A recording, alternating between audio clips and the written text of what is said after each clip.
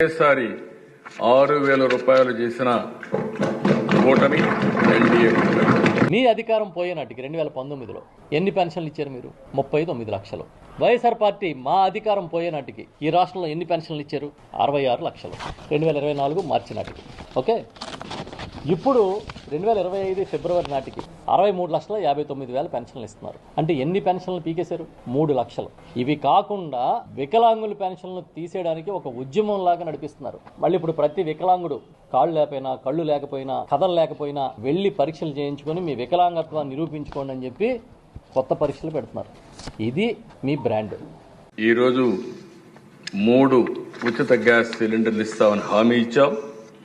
ఇప్పటికే 1 రిలీజ్ చేశాం, 3 కూడా ఇచ్చేదానికి సిద్ధపడ్డాం.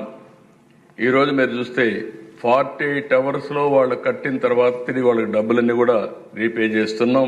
సుమారు 800 రూపాయలు ఆ దీపం కనెక్షన్ల కోసం ఆ సిలిండర్, ఒక్క సిలిండర్కి డబ్బులు వేశారు. అది కూడా ఏడాదికి 3 సిలిండర్లు ఉచితంగా అన్నప్పుడు ఈ 9 నెలల కాలంలో ఎన్ని సిలిండర్లు వచ్చి ఉండాలి ఉచితంగా? అది మోసమే. అంటే ఏ వర్గాన్ని వదిలిపెట్టకుండా మోసగించి అద్భుతం, అమోఘం అని చెప్పి చెప్పుకోవడం సిగ్గులేదా? సాక్షాత్తు అసెంబ్లీ వేదిక మించి మోసం చేస్తారా? ఇవాళ కౌన్సిల్లో కూడా ఒక ఆసక్తికరమైన చర్చ జరిగినట్టుగా చూశాను టీవీలో. గవర్నర్ గారితో ఎప్పుడు ఎవరో చెప్పించినట్టుగా నిన్న ప్రసంగం చెప్పించారు. ఆయనతో విధ్వంసకర పాలన లాంటి పదాలని వాడించారు. 4 లక్షల ఉద్యోగాలు కల్పించినట్టుగా చెప్పించారు. ఇప్పుడు ఏమంటున్నారు లోకేష్ గారు, మా గౌరవ సభ్యురాలు ఎమ్మెల్సీ గారు వరదు కళ్యాణి గారు మాట్లాడితే, మీరు ఇంగ్లీష్ చదవండి, తెలుగు కాదు అంటున్నాడు ఆయన.